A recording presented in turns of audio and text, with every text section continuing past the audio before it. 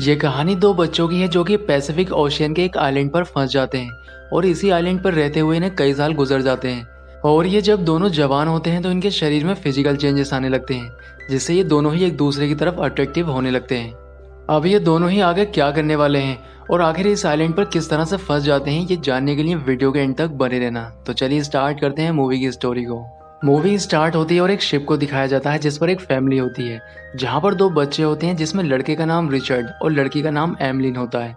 ये दोनों ही कजिन है। यहाँ पर रिचर्ड के साथ उसका फादर भी होता है। इनके साथ एक कुक होता है जिसका नाम पैडी है और वो शिप पर सभी लोगों के लिए खाना बनाता है। अब शिप में अचानक में आग लग जाती है और धुआं फैल जाता है, जिसकी वजह से कुछ भी दिखाई नहीं दे रहा था। अब कुक उन बच्चों को एक छोटी नाव में बैठाकर यहाँ से बचा कर ले जाने लगता है। इनको उस बोट पर पूरी रात गुजर जाती है। अब अगली सुबह होती है। अब एवलिन देखती है कि वो एक आइलैंड के पास पहुंच चुके हैं, इसलिए वो पैडी को जगाती है।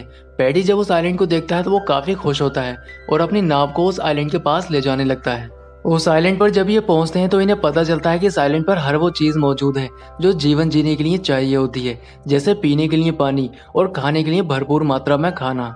ये लोग इस आइलैंड पर आकर काफी खुश होते हैं क्योंकि इस आइलैंड पर हर चीज आसानी से मिल जा रही थी। यहाँ पर पैडी को शराब की कई सारी बोतलें मिलती हैं, जिससे वो काफी खुश होता है। रिचर्ड जब आगे जाता है तो उसे एक इंसानी खोपड़ी मिलती है, जिसे वो पैडी को आकर देता है। अब पैडी समझ जाता है कि यहाँ पर उनके सिवा कोई और भी आया है, इसलिए वो बच्चों को लेकर कहीं और चला जाता है। अब रात होती है और पैडी बैठकर शराब पी रहा होता है। तभी उसे आइलैंड के दूसरी ओर से कुछ आवाज आती है। पैडी जब जाकर देखता है तब वहां एक पत्थर पर एक मांस का टुकड़ा होता है और काफी सारा खून लगा था, यानी कि किसी ने वहां पर बलि दी है। ये देखकर पैडी काफी ज्यादा डर जाता है और वापस बच्चों के पास आता है और बच्चों को समझाने लगता है कि वो कभी भी आइलैंड के दूसरी तरफ ना जाएं। लेकिन पैडी इस बात को सोचकर काफी परेशान होता है कि आखिर आइलैंड के दूसरी तरफ ऐसा क्या हुआ होगा। अब ये तीनों ही काफी ज्यादा मस्ती करने लगते हैं, लेकिन पैडी ने काफी ज्यादा शराब पी ली थी, इसलिए वो जल्दी ही सो जाता है। अब अगली सुबह होती है और पैडी देखता है कि उसकी शराब की कैन पानी में बह रही है, जिसे पकड़ने के लिए वो पानी में उतर जाता है, लेकिन नशे में होने की वजह से वो पानी में डूब जाता है। अब सुबह को जब बच्चे उठते हैं तो वो देखते हैं कि पैडी वहां पर नहीं है। वो उसकी तलाश करने लगते हैं। तब उन्हें पता चलता है कि पैडी आइलैंड के दूसरी तरफ है। वो बच्चे नाव लेकर उस तरफ पहुंच जाते हैं और वो देखते हैं कि पैडी मर चुका है। ये देखकर बच्चे काफी ज्यादा डर जाते हैं क्योंकि एक पैडी ही था जो उनका ख्याल रखा करता था, लेकिन अब वो भी मर चुका है और बच्चे यहाँ पर अब बिल्कुल अकेले हैं। अब रात होती है और ये बैठकर बातें कर रहे होते हैं। तब एमलिन रिचर्ड से कहती है कि उसे इस आइलैंड पर नहीं रहना, उसे कहीं और लेकर चलो। अब रिचर्ड एमलिन को लेकर एक दूसरे आइलैंड पर जाने लगता है। वहां जाने के बाद ये लोग अपने रहने के लिए घर बनाते हैं और एक आइलैंड पर किस तरह से सरवाइव किया जाता है ये इनको अच्छे से आता था, क्योंकि पैडी ने इनको सब सिखा दिया था।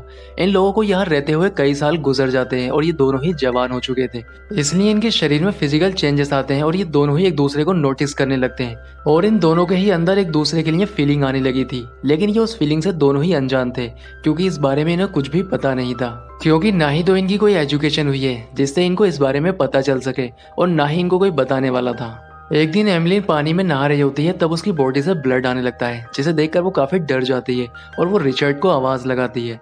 लेकिन बाद में उसे पता चलता है कि वो ब्लड उसी की बॉडी से आ रहा था, यानी कि वो उसका फर्स्ट पीरियड था।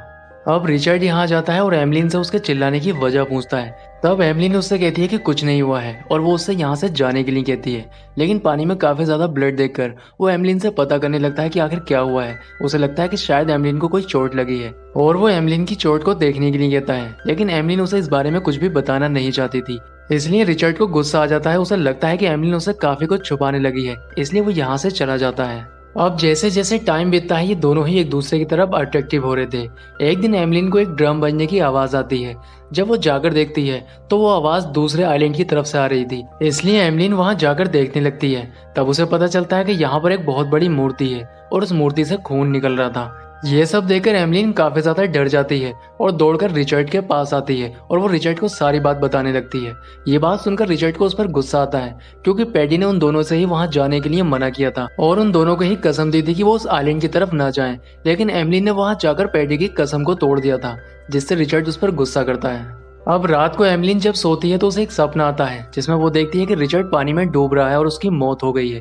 ये देखकर वो काफी ज्यादा डर जाती है। अब यहाँ पर रिचर्ड भी आ जाता है और वो रिचर्ड से कहती है कि वो उसको कभी भी खोना नहीं चाहती है। ये बात कहकर वो उसे किस कर लेती है।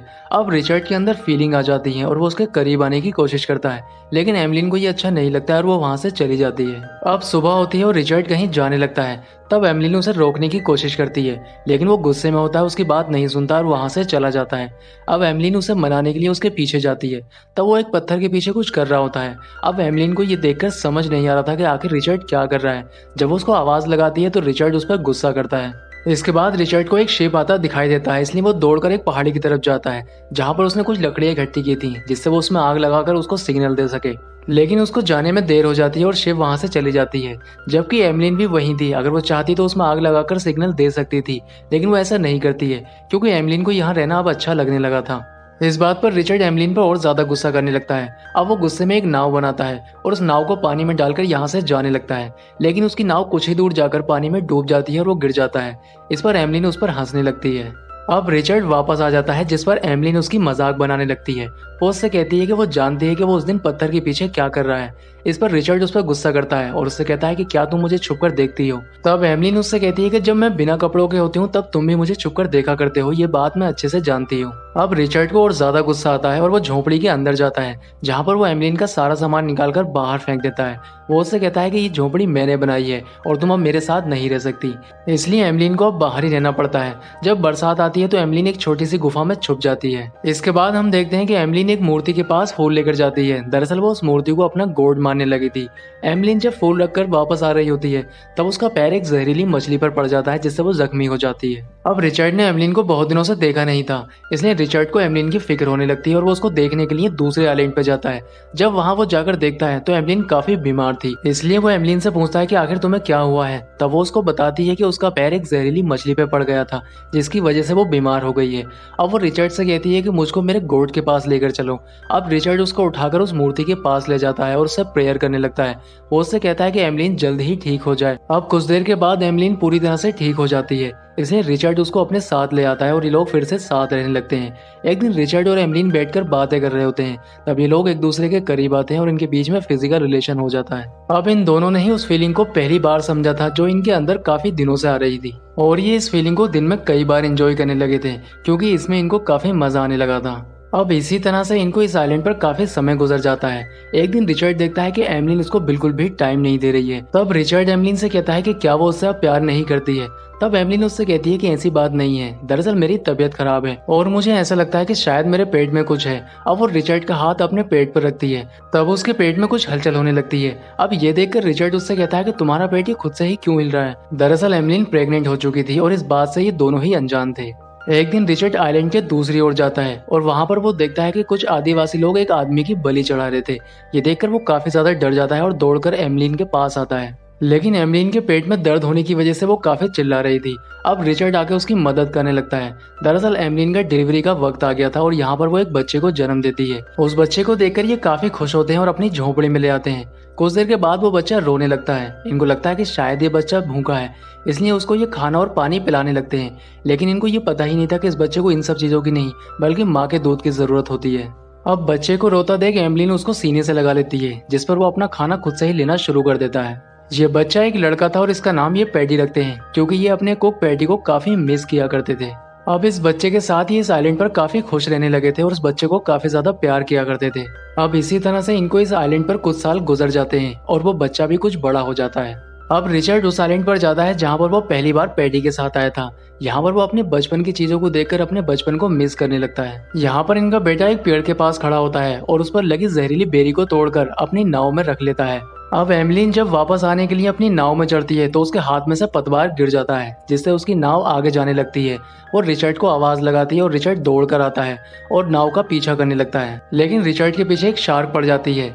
अब रिचर्ड को शार्क से बचाने के लिए एमलिन दूसरा पतवार शार्क के ऊपर फेंक के मार देती है, जिससे शार्क यहाँ से चली जाती है और रिचर्ड नाव के ऊपर चढ़ जाता है, लेकिन नाव को कंट्रोल करने के लिए इनके पास अब कुछ भी नहीं बचा था, इसलिए नाव समुद्र की गहराइयों की तरफ जाने लगती है। अब इनकी नाव को समुद्र में चलते हुए काफी समय हो जाता है और इनको भूख भी लगने लगती है, जिसकी वजह से इनका बच्चा उस जहरीली बेरी को खा लेता है, जिसको एमलीन देख लेती है और उसे लगता है कि उसका बच्चा अब कुछ ही समय में मर जाएगा। इसलिए अब रिचर्ड फैसला करता है कि वो दोनों भी ये बेरी खाकर अपनी जान दे देंगे, जिससे वो दोनों ही बेरी को खा लेते हैं और बेहोश हो जाते हैं।